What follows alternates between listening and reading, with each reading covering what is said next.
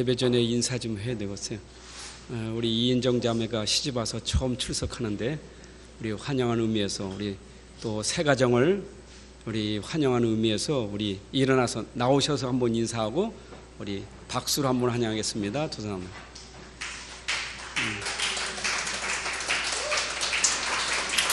예, 박수로. 좋습니다. 특송 오후에는 특송하고 포럼하겠습니다. 하나님 감사합니다. 새 가정을 이루게 하셨는데 우리 귀한 가정을 축복하셔서 믿음 안에서 하나님께 최고 영광 돌리는 가정으로 또 복음 간지자의 가장 모델적인 축복을 받는 가정으로 또 모든 것과 하는 일에 하나님이 영광 받을 만큼 증거를 주시는 그런 역사가 있게 하여 주옵소서. 우리와 함께 신앙생활하며 하나님이 기뻐하시는 축복된 삶들이 날마다 걸음걸음에서 일어나게 하여 주옵소서. 오늘도 우리 사랑하는 모든 성도님들 한자리에 모아주셨으니 이 시간 또 말씀의 은혜 받을 수 있도록 성령으로 역사하여 주옵소서. 주 예수 그리스도의 이름으로 기도합나이다. 아멘. 바울이 회당에 들어가면 하나님 말씀의 뜻을 풀어서 그 말씀을 증거했어요. 설교라는 것은 하나님의 말씀 그 안에 있는 것을 풀어서 설명하는 게 설교예요. 예수님도 공생의 기간에 설교하실 때 늘 비유를 가지고 하나님 나라의 비밀을 말했어요. 이런 마태복음 13장에 보게 되면 예수님이 비유 설교하시잖아요. 씨 뿌리는 비유나 또 밭에 감추인 보화 얘기, 그 비유 설교예요. 근데 비유는 육신적인 것 가지고 영적인 것을 설명하거든요. 그런데 예수님 그러잖아요. 내가 비유로 설명해도 이 말을 깨달을 자가 있다, 들을 자가 있다 이 말이에요. 보아도 보지 못하고 들어도 듣지 못하고 깨닫지 못하는 자가 있어요. 비유인데 비유 속에 영적인 얘기하니까 이 말을 잘 못 알아듣는 거예요. 여러분 생각해서 얼마나 우리가 일반적으로 육신적인 얘기는 얼마나 우리가 잘 이해됩니까? 씨를 뿌려도 마른 땅에 뿌리면 새가 쪼아먹는 거 당연하잖아요. 가시덤불에 뿌려지면 올라오다가 가시덤불 때문에 열매 맺지 못하잖아요. 돌밭에 떨어지면 이게 햇빛이 쨍쨍 내리치면 타져 죽잖아요. 뿌리 내지 못하고. 근데 이것이 옥토밭에 떨어지면 최하 30배고 많이 열리면 100배 열린다. 그 비유를 얘기했는데 그게 못 알아듣는다 이 말이죠. 여러분 우리가 복음 전하면서 가장 쉬운 얘기로 물고기 물 떠나면 죽어요. 얼마나 쉬운 얘기입니까? 육신적이잖아요. 물 떠나면 죽는 거 다 알잖아요. 연못에서 물 나오면 죽잖아요. 물속에서 나오면 죽잖아요. 사람이 떡으로만 사는 게 아니다. 얼마나 이해가 잘 됩니까? 물고기가 물 떠나면 죽는 것처럼 인생은 말씀 떠나면 하나님 떠나면 살 수가 없다. 여기 영적인 얘기거든요. 물고기 물 만나야 되는 것처럼 인생은 하나님 만나야 된다. 영적인 얘기잖아요.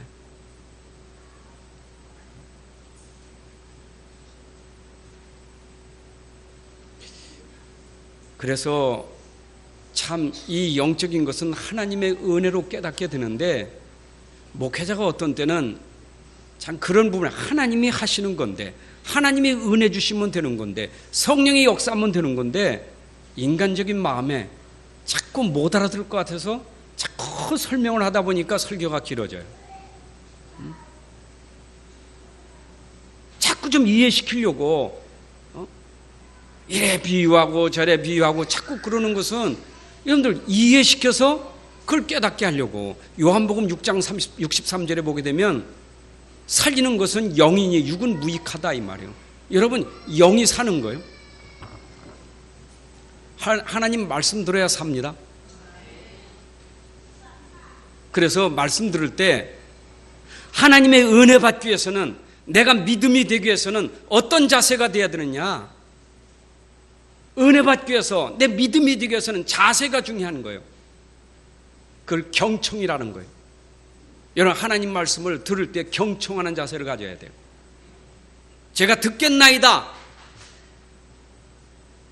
이 말씀을 듣고 순종하겠나이다. 말씀을 따르겠나이다.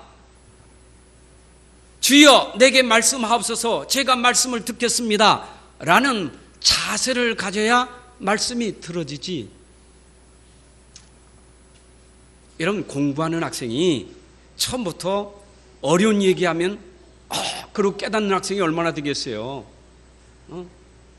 어려운 얘기를 하면 못 알아듣잖아요. 그러면 공부하는 학생은, 진짜 공부하는 학생은 더 들으려고 하잖아요. 더 듣다가 이해 안 되면 선생님 질문이 있습니다. 이래 자꾸 들으려고 하잖아요. 그 학생이 공부를 잘하는 거지 난 몰라.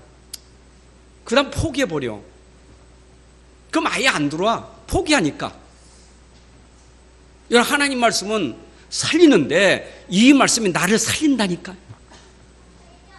여러분, 히브리서 4장 12절에 보면 하나님 말씀 살아있고 운동력이 있는데 우리의 영혼 살리고요, 관절, 골수, 육신을 치유하고 생각, 마음, 정신을 치유하고, 하나님 말씀 들어가면 영혼, 육신, 정신 다 치유되는 게 하나님 말씀인데, 말씀이 들어간다는 것은 내가 믿음으로 내 속에 내가 받아들이면 여러분 역사가 일어나요.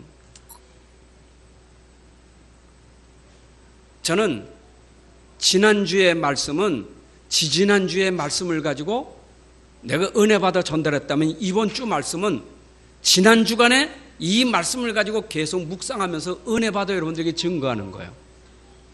언제까지? 여기 걸어올 때까지, 강단에 있을 때까지 계속 말씀을 묵상하고 또 묵상하고. 그러니까 설교 준비하면 이게 그냥 팔에 빨개져야 돼요.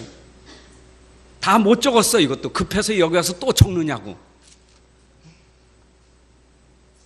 어떤 때는 적어놓고도 설교하면서 또 나와. 하나님 말씀이 살아있기 때문에 우리에게 샘솟듯 나오는 거예요. 여러분들 하나님 말씀 듣고 조금만 생각하면 하나님이 그 말씀 속에서 여러분들에게 엄청난 에너지 힘을 주신다니까. 그러니까 내 영혼이 치유되고 내 생각이 바뀌어지고 내 중심이 바뀌어지는 역사가 일어난다니까. 보세요. 돈이 없습니까? 몸이 아픕니까? 그걸 지배할 수 있고 해결할 수 있고 치유할 수 있는 힘이 말씀 들어가면 돼요. 진짜입니다. 돈이 없으면요, 없다는 것 때문에 눌리지 말고 없을 때 말씀 들어가면 없는 게 아니라 하나님의 축복이 보이는 거예요. 없는 게 아니라니까. 진짜 축복을 한다니까요. 여러분, 소유가 복입니까? 이번 중직자편이가 소유가 복이냐? 소유가 아니요. 정말 여러분들이 가진 소유가 복이라면 세상에 가진 사람은 예수 믿을 필요 없어요. 교회 올 필요 없어요. 우리는 소유를 넘어 진짜 축복을 누릴 수 있는 행복한 자가 돼야 돼요.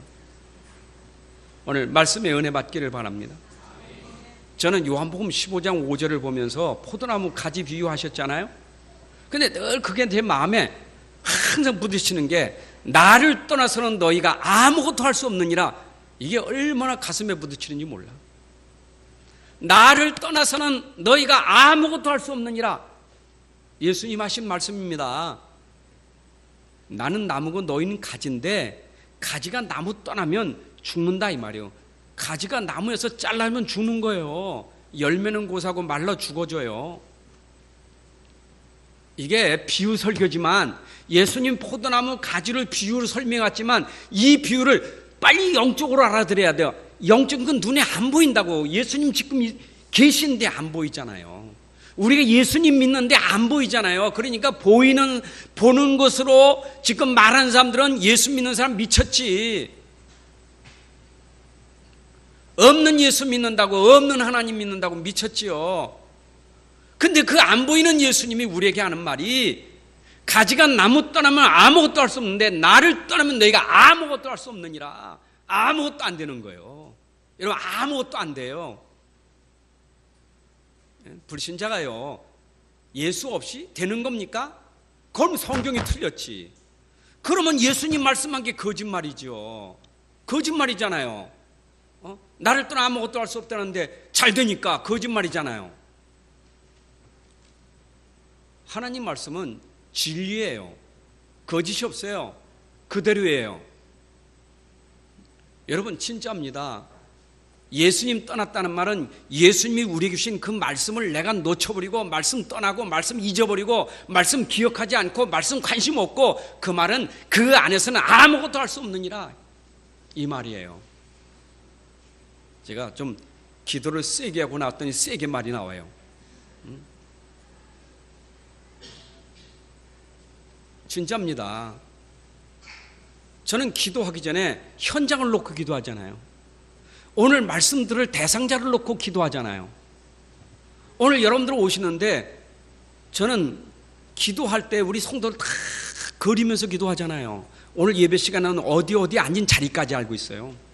그냥 한 번 둘러오면 그 자리에 있어야 될 사람 없으면 오늘 안 나오고 금방 알아요. 다 거의 그 자리에 앉잖아요. 그러면 기도할 때 벌써 성도들이 앉은 그 자리를 생각하면서 말씀을 준비하고 기도한다니까.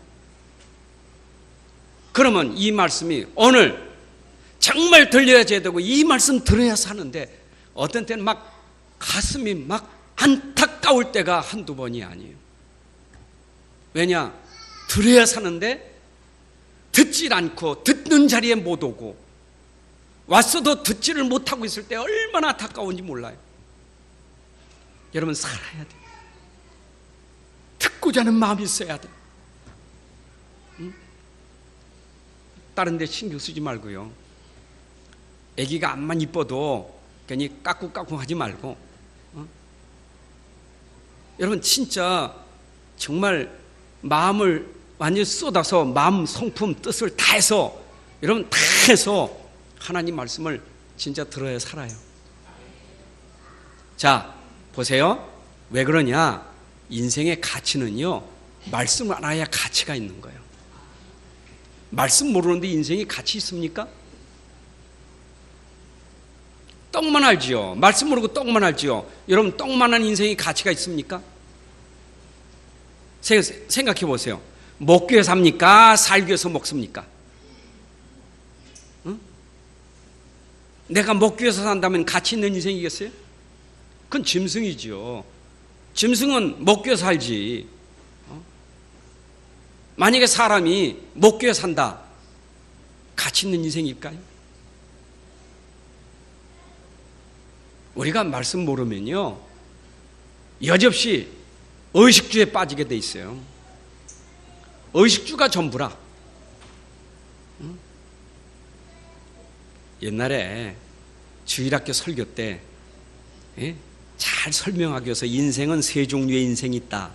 그 설명하기 위해서 제가 주일학교 때 들었던 그거를 잊어버리질 않아. 거미 인생, 개미 인생, 벌꿀 인생. 근데 그거 옛날에 들은 거지만 생각이 늘 나요. 거미 인생은요 이 땅에 없어야 돼. 사기치고 도둑질하고 죽여서 먹고 사는 인생 없어야 돼요. 그렇잖아요. 남 피해나 주고 남 어렵게 해서 자기 살려고 하는 거 거미 인생이요. 거미줄 쳐놓고 지나가면 걸린 거 잡아먹고 살고 그런 인생이 있다니까. 맨날 TV에 나와서 맨날 모자 덮어쓰고 이렇게 도망다니는 사람들. 그래도 그보다 조금 난 인생은 개미 인생이지. 나밖에 몰라. 오직 나밖에. 이웃도 없어요. 나만 살면 돼. 나만 잘 먹으면 돼. 오직 나요. 나. 개미 인생. 남이 옆에서 죽든 말든 나만 먹으면 돼. 제가요 이거 깨달을 때 어떤 생각이 드는 줄 압니까? 조금 사람이 엉뚱한 생각을 잘해. 전쟁 난다면 사람들 어때요? 슈퍼가 완전히 동난다니까. 왜냐? 빨리 가서 살아야지. 내가 살아야 되니까. 근데 조금 뒤를 생각해 봤어. 나는 사다 놓고 먹는데 옆에 있는 장로님이 없어. 그럼 어떻게 했어요? 장로님 그거 안 사다 놨어요. 나 혼자 홀쩍홀쩍 먹어야 되겠어요? 아니 그럴 바에 남 줄 거 내가 미리 사다 놓고 왜 괜히 남한테 그 소리 듣고 그 먹으면서도 욕한다니까. 아이고 많이도 사다 놨네. 그런 생각하니까 내를 위해서, 내만 위해서 산다면 그거 얼마나 가치 있는 인생이 없는 겁니까? 저는요, 벌꿀 인생이 얼마나 좋습니까? 자기도 먹고 남도 살게 만들고. 사람이 가치 있는 인생이 되려면 하나님 말씀 깨달아야 돼요. 하나님 만나야 돼요. 그걸 구원이라고 하는 거예요. 구원받지 못하고는 인생이 제대로 살 수가 없어요. 구원 못 받았다는 것은 생명이 없는 거고, 예수 생명 없는 사람, 구원 못 받은 사람이요. 말씀이 뭡니까? 복음이요. 성경의 말씀이 뭐냐? 복음의 말씀이요. 사도행전 8장 4절에 사마리아 성에 들어가 복음의 말씀을 전할세 빌립이 내려가 그리스도를 전파하니, 복음의 말씀인데 그 말씀 속에 그리스도를 전파하니, 하나님 말씀이 뭡니까? 복음의 말씀, 그리스도를 전파하니 동네가 바뀌어졌어요. 여러분 어떻게 구원받습니까? 복음의 말씀, 나를 살리는 말씀, 로마서 10장 17절에 그리스도의 말씀. 여러분 진짜 말씀 모르면, 복음 모르면, 그리스도 모르면 구원 못 받은 사람이요. 그렇잖아요. 말씀 모른다. 말씀은 암송하지, 말씀은 많이 읽었지, 근데 복음이 뭐지? 그럼 몰라요. 복음을 몰라. 유대인들이 복음 합니까? 유대인들은 말씀을 잘 알지요. 복음은 몰라, 율법은 알지. 그러니까 성경 가지고 죽이는 일밖에 없잖아요. 이는 이, 눈에는 눈. 신자가 성경을 많이 하는데 복음 모르니까 아는 것 가지고 죽인다니까? 그게 복음하는 사람 아니잖아요. 우리 기독신자들이 성경 공부 많이 해가지고 그 지식 가지고 맞네 틀리대, 심지어 목사님 말이 틀려야 맞아, 완전히. 그러니까 그거 가지고 약한 신자들 자꾸 자기 기준 가지고, 그게 복음입니까? 우리는 말씀이 복음의 말씀이요. 말씀 가지고 살려야 돼요. 살리는 것은 내 안에 그리스도가 있어야 돼요. 왜냐? 그리스도가 나를 살렸으니까. 나를 살린 그리스도가 살릴 수 있으니까. 그게 가치 있는 인생이에요. 여러분 인생이 복음과 말씀을 가졌다면 당연히 하나님이 그 안에서 우리를 성숙시키는 거예요. 성장하게 하시고 성숙하게 만들어요. 신앙이 어린아이가 아니라 이제는 말씀 가지고 성숙해야 돼요. 그잖아요. 사람이 성숙해야 되지. 에? 우리가 불신자하고 똑같아서 되겠어요? 예수 믿는 사람이 불신자하고 똑같다. 그건 생명이 없던지 성장이 안 돼서 그래요.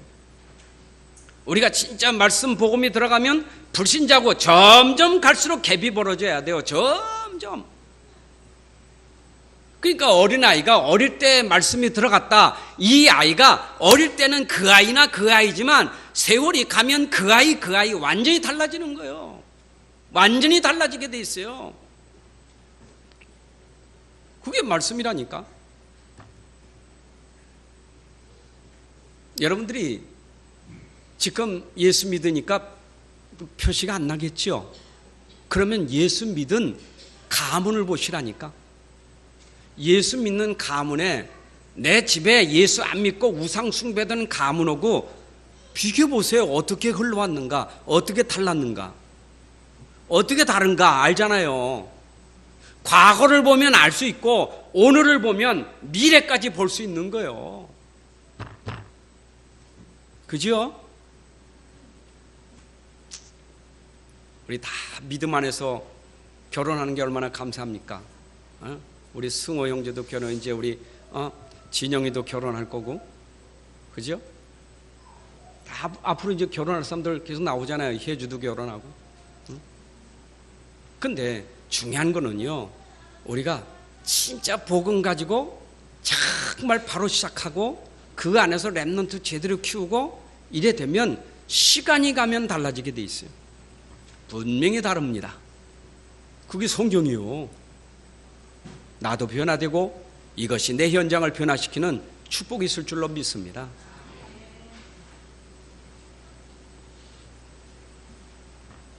사람이 얼만큼 달라지느냐? 내가 제자 되지만 그런 제자를 남기고 가는 인생이 되는 거예요. 그렇잖아요. 내가 주님 앞에 달라지는 인생이 제자가 되는 거잖아요.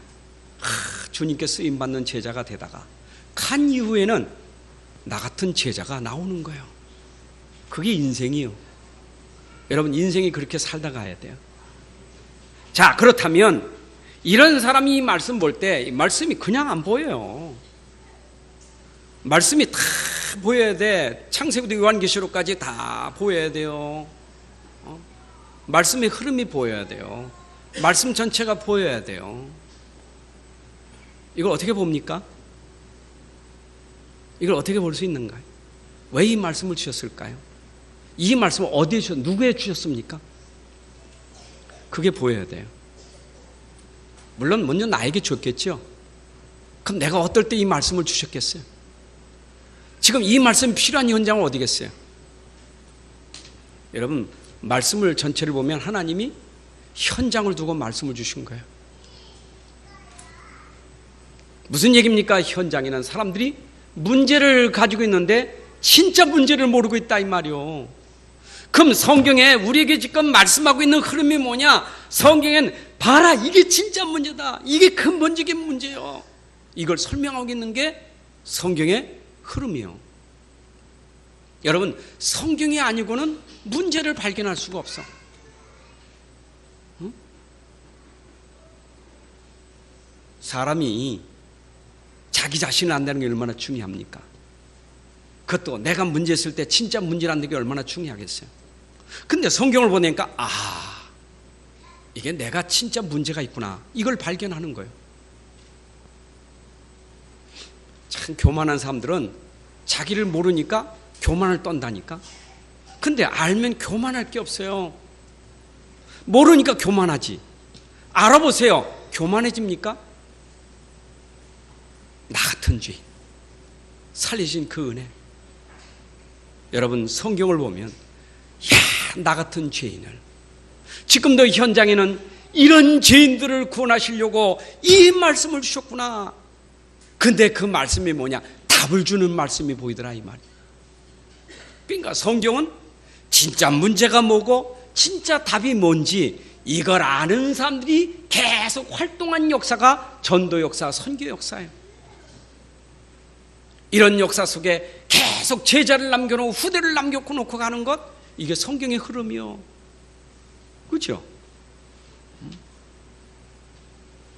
그러니까 이런 흐름을 두고 우리가 계속 말씀을 들으면요, 자 보세요. 이렇게 복음의 말씀을 전하는 강단은요, 그 복음이 중심이기 때문에 다 흐름이 같아. 쫙 흐름이 같아. 어떤 사람은 맨날 왜 본부 유목사님 메시지 따라, 여러분 따라하는 게 아니고 말씀이 흐름이 지금 있기 때문에 그게 맞는 거예요. 저는 어쩐데 설교하고 가면요, 아이고 오늘 설교가 오늘 여기서도 성취되네, 그럴 때도 많이 있어요. 아니, 내가 유목사님에게 오늘 전 목사님 제가 오늘 설교합니다 가르쳐주진 않는데 그게 맞을 때가 있다니까. 왜 그래요? 흐름이 통하기 때문에. 말씀의 흐름을, 이 전체 흐름을 타고 가면요, 선교사님도 통하고 전도자, 목사님 다 통해. 왜냐? 흐름이 같으니까. 그러면 여러분들이 지금 어디 흐름 속에 들어왔느냐가 참 중요한 거예요. 그러니까 흐름 속에 들어왔어야 그 흐름에 따라 응답받고, 그렇잖아요. 축복받게 돼 있지. 안 그렇습니까?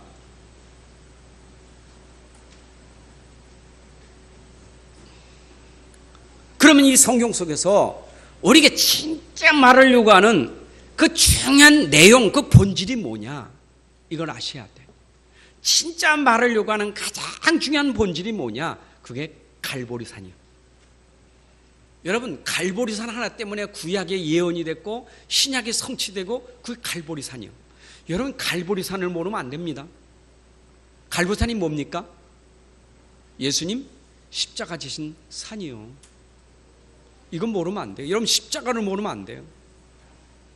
성경은 십자가의 도를 말하는 거예요. 십자가의 복음을 말하는 거예요. 근데 교회 다니면 십자가를 잘 모른다. 다 다 모르는 거예요. 그 성경에서 말하는 복음은 십자가의 복음이기 때문에 본질은 십자가의 복음이 돼야 돼.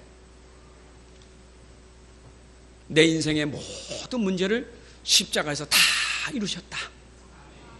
여러분, 그게 여러분들이 가진 본질의 신앙이에요. 그게 믿음 되셔야 돼. 다 이뤘다.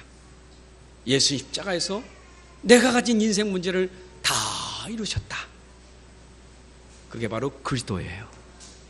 예수님이 그리스도가 되셔서 십자가에서 우리 인생 문제를 다 해결하셨습니다.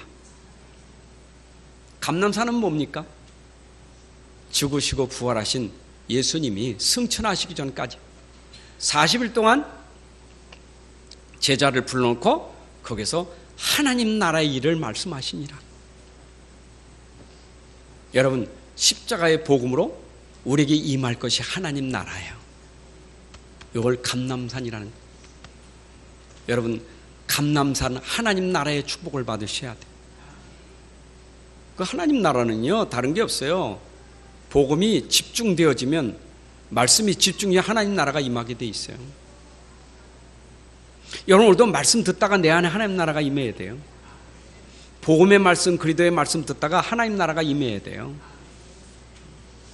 저는 24시간 이 삶 속에 이게 늘 그게 참 감사한 게, 이 복음을 뭐 늘 생각하는 건 아니죠. 밥 먹을 때 생각합니까? 운전할 때 생각합니까? 그건 아니잖아요. 진짜 문제 올 때, 진짜 상황이 갈등이 생길 때, 그때는 그리스도예요. 그러면 하나님 나라가 임해요. 하나님 나라가 임하니까 내가 없고, 그때는 그리스도께 사시도록 다 맡기는 인도가 되어지는 거예요. 그게 하나님 나라예요. 참 평안 임하는 거예요. 그렇죠? 그럼 일할 때 굳이 내가 그리스도 생각 안 해도 일은 열심히 해야 되지. 집중해야 되지. 운전하는 사람 운전에 집중해야 되지. 근데 그 하나님 나라를 뺏을 수가 없어. 그러니까 운전도 행복하고, 밥 먹는 것도 행복하고, 청소하는 것도 행복하고, 다 행복한 거예요. 그게 감람산이요. 그러니까 말씀의 흐름을 알아야 말씀에 집중하지. 말씀의 흐름 모르는데 어떻게 집중합니까? 그 따라오는 게 오순절 마가다락방의 성령의 역사예요. 여러분, 성령 역사는 누구도 막을 수 없는 거예요. 하나님 나라 임한 사람, 그 하나님 나라에 그 하나님이 역사하니 누가 막겠어요? 그게 오순절날 마가다락방이에요. 자, 이것이 우리에게 각인, 뿌리, 체질돼야 된다. 이게 본질이에요. 여러분 속에 그리스도가 각인돼야 됩니다. 응? 아멘. 하나님 나라가 뿌리 내려야 돼요. 그리고 여러분들의 삶의 체질이 오직 성령 충만, 성령 인도받는 게 체질돼야 돼요. 그 속에서 나오는 게 천명, 소명, 사명이라는 거예요. 자, 보세요. 내 안에 그리스도가 각인될 때 천명이 보여요. 그리스도가 각인돼 천명이 보이는 거예요. 천명 알죠? 어명은 여러분 아시지만 천명, 임금의 명 있잖아요. 천명, 하나님이 어디를 두고 천명을 하셨겠어요? 현장을 두고. 그러면 내가 그리스도가 각인되면 천명이 보인다니까. 아, 내가 이 천명을 이루기 위해서 하나님이 부르셨구나. 소명을 하게 되는 거예요. 난 이 천명을 해야 될 사명자라구나. 사명을 하게 되는 거예요. 그게 천명, 소명, 사명이라는 거예요. 믿습니까? 그러니까 여러분들이 지금 가장 중요한 것은 내가 이 말씀 속에 가장 중요한 본질, 그리스도의 복음이 있느냐, 정말 하나님 나라 누리느냐, 정말 성령 충만하냐, 이게 중요하고, 이것이 내 속에 완전 각이 뿌리 체질될 때, 그때부터 여러분들이 감당해야 될 일들이 천명, 소명, 사명. 천명에 대해서는 우리 지난번에 말씀드렸으니까 오늘 소명에 대한 얘기예요.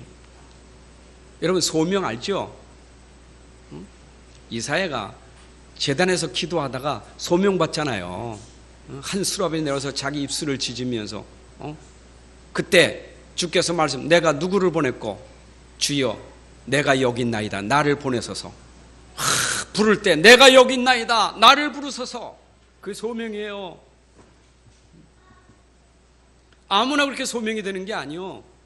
보여야 되고, 내가 누구를 보냈고 주여 나를 보내소서 봤잖아요. 그 1000명의 현장을 봤잖아요. 하나님이 지금 저 현장 모든 족속 땅끝까지 만민 거기 봤잖아요. 누가 거기에 내가 누구를 보냈고 주여 내가 여기 있나다 나를 보내소서. 여러분들이 그때 쓰임받는 사람이 가치 있는 인생이요. 이 말은 내 가치를 찾고 나의 존재, 나의 의미, 나의 정체성을 찾았다는 거예요. 여러분의 그 정체성, 존재, 의미, 가치를 찾아내야 돼요. 맞잖아요. 아마 새로운 대통령이 딱 탄생하면 대통령에 부름받으려고 줄 서는 사람들 많잖아요. 그막 신문에 유세 보면 이번에 문 대통령이 되니까 문 대통령이 되면 내가 되겠지 하고 미리 와서 얼굴도 아는 척하고 막 그러잖아요. 장관이 누가 될 거 하고 낌새 차리면 벌써 탁 가가지고 부름받으려고. 세상도 내가 그 자리에 부름받으려고 와서 그러잖아요. 사람에게 발견되기를 원하지 말고 그리스도께 발견되기를 원하셔야 돼요. 주님께 찍히셔야 돼요. 주님이 콕 찍는 사람. 여러분, 렘넌트 7명이 주님께 찍힌 사람들이요. 근데 이 사람들이 그냥 사람 아니잖아요. 딱 벌써 답을 가지고 있는 사람, 문제를 알고 답을 가지고 있는 사람. 여러분들이 진짜 이 땅의 문제가 뭔지, 그 답이 뭔지를 안다면 여러분을 부르셨다 그 말이요. 그러면 여러분이 있는 그 자리에 하나님이 원하셔서 그 자리에 여러분을 부르신 것이 소명이요. 그 시대, 그 자리에 부름받은 렘넌트들 보십시오. 저는 시대, 역사, 인물 다 지나가도 변해도 바뀌지 않는 게 있어. 절대 이것은 똑같아. 그게 바로 현장 문제는 똑같아요. 12가지 문제는 똑같아. 애굽 시대나 바벨론 시대, 저 블레셋 시대, 왜 블레셋 포로가 되고 바벨론 포로, 애굽의 포로가 됐는가? 그 시대, 그 역사 속에 애굽 지나갔고 블레셋 지나갔지만 그때 문제나 지금 문제가 똑같다 이 말이요. 똑같아요.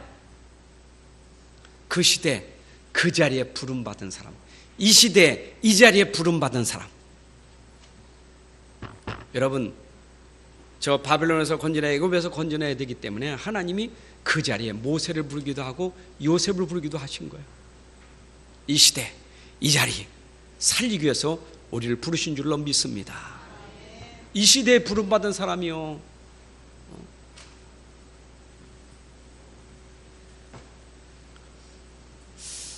참 여러분들이 진짜 알고 가셔야 돼요. 우리는 이런 걸 시대에 부름받은 축복을 모르면 자꾸 세상 사람 부러워하고 세상 사람 아주 훌륭하게 보이고 그래요. 훌륭한 건 맞아요. 그런데 진짜 문제 해결 못한다니까, 진짜 답을 모른다니까. 얼마나 우인들 많습니까? 뭐 의인들도 나오잖아요. 불구덩이에서 다 죽었는데 뛰어들어가지고 살리는 사람도 나오잖아요. 의인상도 있잖아요. 지나가다가 물에 빠지면 뛰어가서 건져내고 살려내잖아요. 그 의인상 받잖아요. 아니 얼마나 사람이 고생합니까?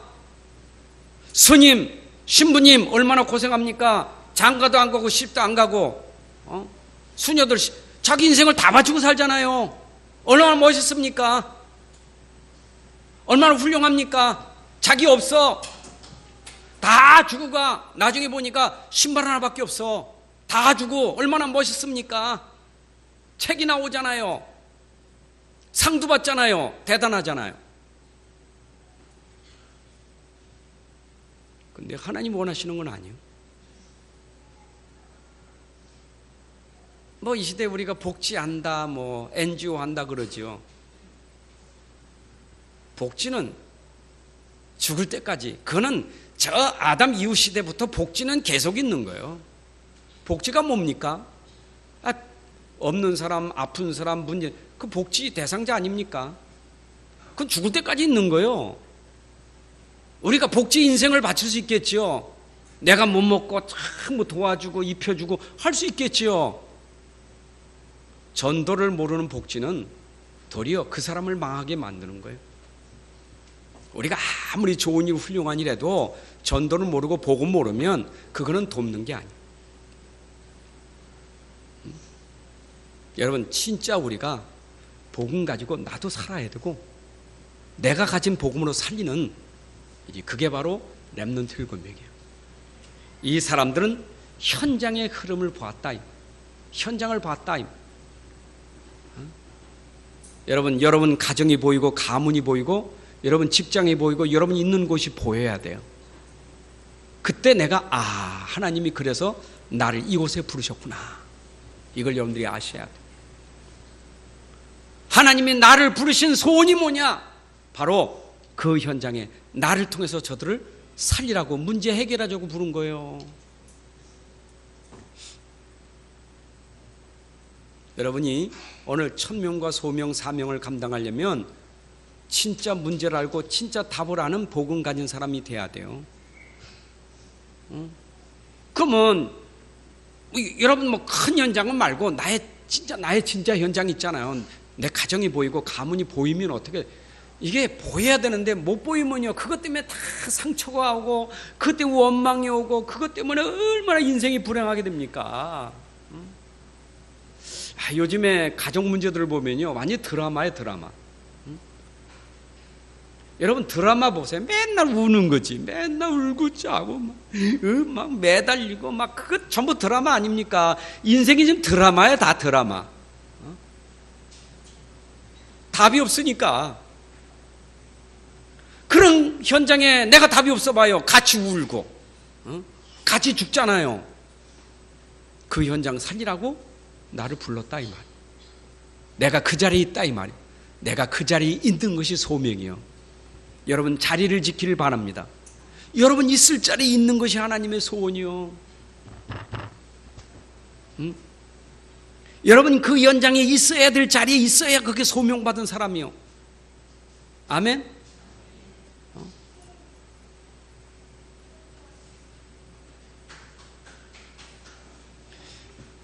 옛날엔 불렀는데 지금은 잘 부르질 않아. 저는 불러도 마음이 자꾸 찔려서 못 불렀어. 찬송가 323명 부름받아 나서니 뭐 어디든지 가오리다. 그게 저는 마음에 찔려서 그때부터 못 불렀어. 근데 지금도 그거 부르면 약간 마음이 찔려. 왜냐, 목회 시작할 때 얼마나 가슴이 뜨거워요. 주여, 주께서 부르시면 어딘지 가오리다. 얼마나 생각이 고상합니까? 나는 가도 저 아프리카, 저 오지, 이게 꽉 찼어. 주여, 부르시면 언제도 가겠습니다. 근데 아프리카는 고사하고 내게 어느 날 섬을 어떤 자매가 목사님 그런 생각을 가진데 다른 나라도 중요하지만 우리 지금 섬 동네가 참 지금 문제가 있다고, 섬 동네 살려야 된다고. 그래서 부름받아 나서님은 어디든지 가오리다 약속을 하고 여름날에 목포에서 배를 타고 6시간 저 노아도라는 섬을 갔어. 그 처음 배를 6시간 타고 노아도 딱 들어. 얼마나 날씨가 뜨거운데 그 한여름 8월 달에 가서 섬을 둘러봐. 야, 난생 처음 섬에 들어와서 둘러보는데 일단은 점점 부름받아 나서님이 점점 작아져. 몸이 쪼그라져. 목사님 어때요? 여기 방앗간인데 이 방앗간 자리를 이 목사님 오시면 요거 교회당 만들고 이렇게 하고 막, 또 어느 교회 갔더니 뭐 여기까지 오십니까? 뭐 자꾸 육제도 많은데 또 이렇게 아주 그러신 분도 있어 또. 막. 근데 배 타고 나오면서 생각을 많이 했어. 주여 죄송합니다. 이래가지고요, 그 자매가 나한테 얼마나 시험을 들었는지. 그다음부터 날 쳐다보지도 않아.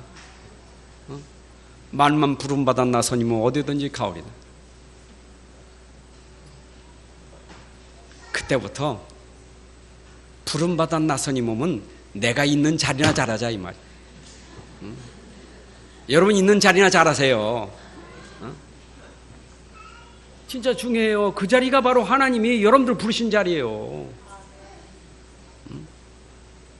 저기도 중요하지만 지금 내가 있는 자리에 지금 우리 가족이, 우리 가문이, 우리 교회가, 우리 직장이, 내가 있는 동네가 지금 똑같잖아요. 옛날이나 지금이나. 거기에 부름받았다. 부름받은 사람은 하나님이 역사하는 시간표를 기다리고 있어야 돼. 그 자리에서 하나님의 시간표 속에 있어야 돼. 하나님의 약속이 뭔 줄 압니까?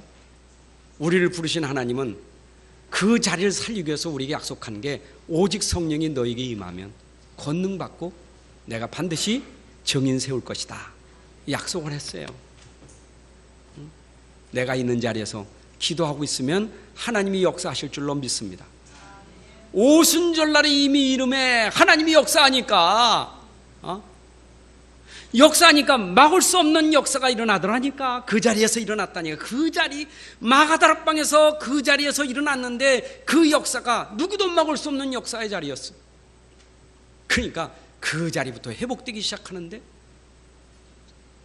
여러분 이 성령의 역사가 일어나는 사람이 움직이니 움직이는 곳마다 하나님이 역사가 일어나. 마가다락방의 역사는 베드로가 큰 비밀 가지고 현장을 그잖아요. 성전에 올라가다가 현장에 안진뱅이 40년 안진뱅이 있었잖아요. 그 예수 이름으로 선포하니까 벌떡 일어나 버렸어. 현장의 문제를 해결하는 자가 됐다 이 말. 여러분이 진짜 그 자리에서 성령 충만 받으면 그 능력으로 문제 해결하는 축복을 받게 될 줄로 믿습니다. 그러니까 여러분 한 사람 때문에 가정이 문제 해결하라 이 말이요. 전 가문 문제 해결하세요. 우리 가정 난 문제 도저히 문제에서 난 견딜 수가 없어. 뛰쳐나가지 말고 그 문제를 오늘도 하나님이 날 여기 부르셨으니 하나님 이 그리스도와 성령 충만으로 이 현장을 하나님 바꿔 주옵소서 기도해서 여러분으로 바꾸려 해라 그 말이요. 하나님의 뜻은 나를 통해서 그 현장 바꾸는 것이 하나님 뜻이요. 여러분 자리를 바꾸는 게 하나님 뜻이요. 아멘. 내가 있는 교회, 내가 있는 직장, 내가 있는 현장 오늘 나를 통해서 하나님이 바꾸시기를 원하신다 이 말. 하나님이 어디까지 여러분들 인도하십니까? 여러분 자리가 저 로마복음하는 로마 16장의 자리까지 하나님이 인도하시는 거예요. 근데 하나님이 그 시간표 속에 계속 그 사람을 불러 인도하시잖아요. 그죠? 마가다락방에서 그 사람을 불러내서 또 어디로? 빌립보성으로 들어가더니 또 안디옥에 또 마게도냐 로마까지 그 시간표를 따라 그를 다 불러가지고 다 그 현장을 로마까지 살리더라 이 말이요. 나를 부르신 하나님, 내가 가는 현장에 하나님은 앞서 나를 인도하시면서 가는 곳마다 그 현장을 살리시더라 이 말이요.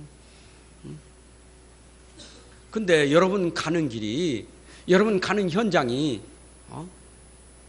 마음에 안 들어요. 여러분 힘들어요. 거긴 천국이 아니요. 힘들어요. 가기 싫어요. 흑암이 가득하지. 영적 문제가 가득하지. 맨날 분쟁과 다툼이 있지. 그 현장에 나를 부르셔서 그 현장을 변화시키기를 원하시는 거예요. 바울은 이거라고 내가 로마도 모아야 하리라. 감히 어떻게 로마를 갈 수 있겠어요? 근데 바울은 그걸 보는 거예요. 로마라는 시간표를 보고 간 거예요. 여러분들 오늘도 여러분을 통해서 하나님이 이루실 것이니 우리는 두려워할 것도 없고 낙심할 근심할 것도 없어요. 오늘 있는 자리에서 하나님의 시간표를 보고 따라가면 하나님이 하실 줄로 믿습니다. 자, 하나님은 그 속에서 사건을 일으키셔요. 여러분 사건 속에 있는 소명자가 돼야 되고 사건 속에 내가 있어야 돼요. 렘넌트 7명은 늘 재앙 속에 있었던 사람들이요. 애굽의 재앙 속에 있을 때 요셉과 모세와 이드로, 여호수아, 갈렙, 그렇죠? 심지어 랍 같은 사람, 이 사람들을 딱 불러내가지고 이 사람들을 가지고 애굽에서 그들을 살려내잖아요. 자기 백성을.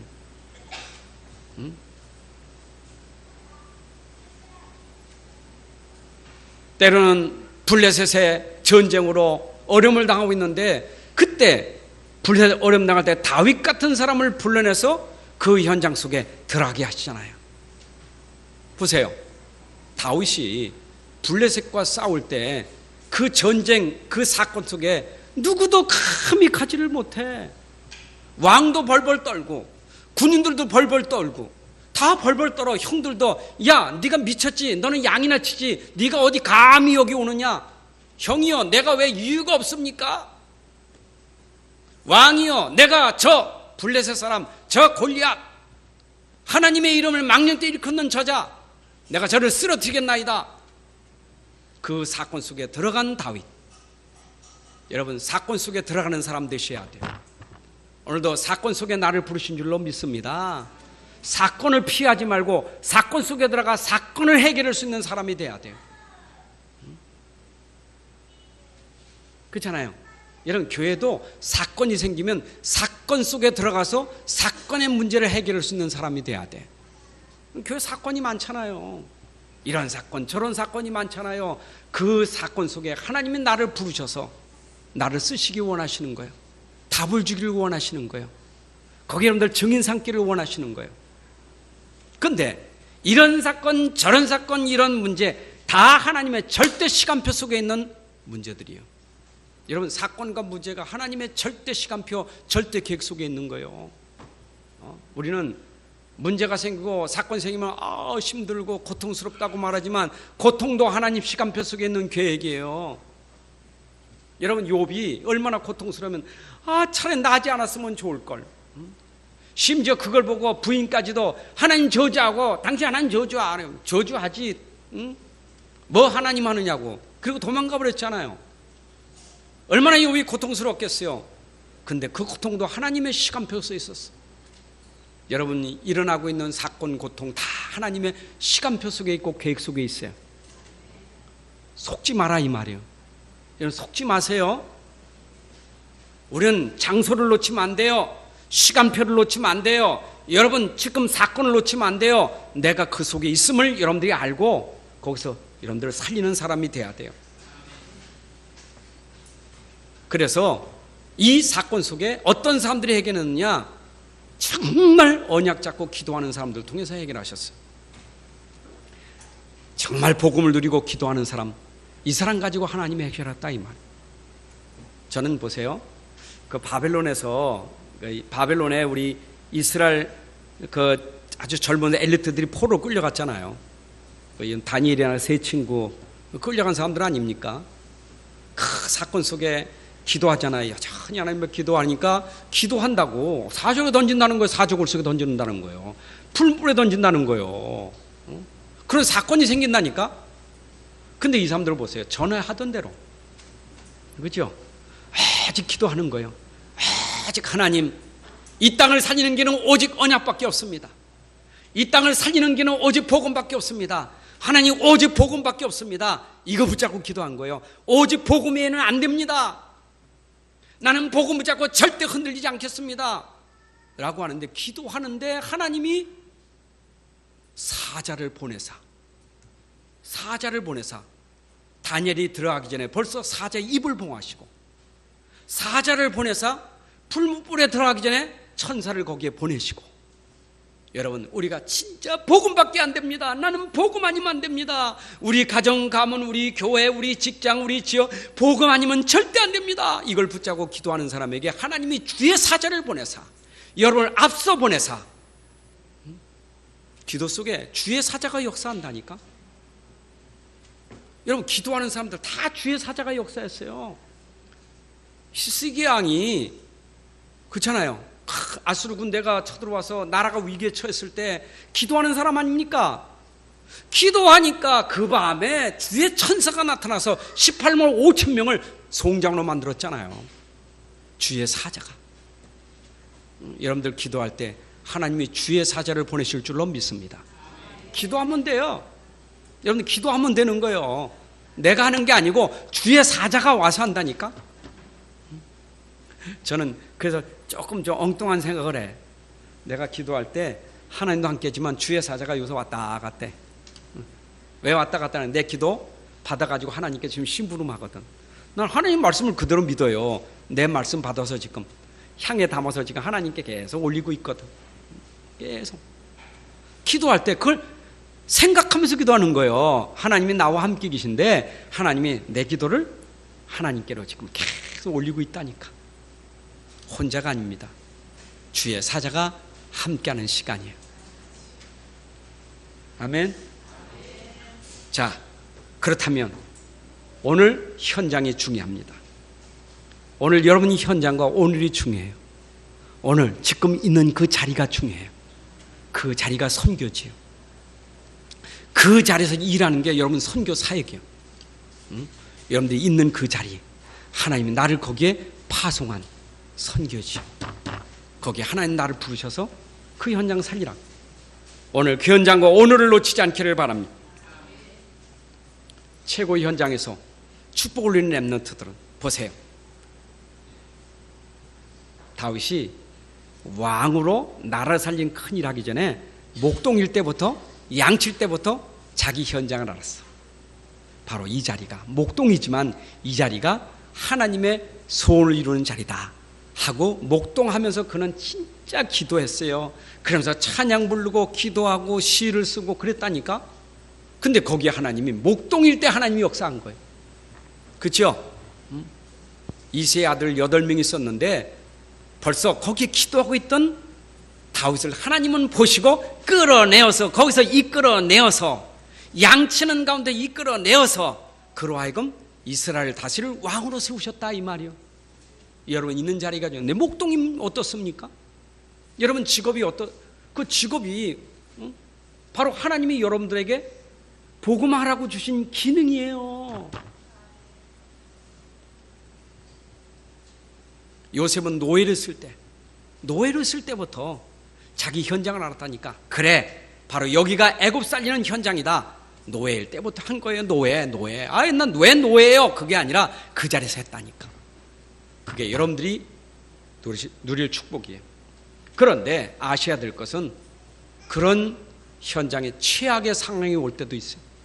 초대교회가 최악의 상황이 왔어요. 모이면 죽이고 감옥에 녹이고 이런 상황이에요. 그런데 그 상황에도 그들은 흔들리지 않고 그 자리를 지킨 거예요. 그 시간을 지킨 거예요. 그랬더니 초대교회를 통해서 하나님이 어떤 일을 하셨습니까? 하나님의 엄청난 일을 이루셨다 이 말이에요. 자, 저는 분명히 여러분들에게 성경에 있는 약속을 가지고 증거하고 마치겠어요. 아브라함이 딱 하나님의 부름을 받잖아요. 소명을 받잖아요. 소명받은 아브라함이 가나안 땅에 들어가야 된다. 근데 가나안 땅에 들어가는데 상황이 어려웠다니까. 애굽으로 내려갈 때 어떻게 했어요? 실패했죠. 애굽에서 다시 올라옵니다. 애굽에서 다시 올라와요. 13장 1절 2절에 보면 올라와요. 올라올 때 하나님이 그에게 얼만큼 축복하십니까? 아브라함에게 하나님이 가축으로, 그죠? 양, 소떼, 가축으로 하나님이 축복하시는 거예요. 축복을 누립니다. 13장 18절에서 예배를 통해서 누립니다. 그랬더니 14장 14절에 318명의 제자를 키우는 제자 일꾼을 세우는 응답받습니다. 여러분이 언약 잡고 지키면 하나님이 그렇게 축복하셔요. 창세기 26장에 이삭이 농사지면서 자기가 하는 농사지면서 하나님 누린 거예요. 기도를 누린 거예요. 그랬더니 그 해에 그 농사가 100배나 되었더라. 하나님이 그에게 26장 12절까지 보게 되면 이삭이 얼마나 축복하시는지 소떼 양떼 종이 심히 마음으로 블레셋이 시기할 만큼 하나님이 축복하셨더라.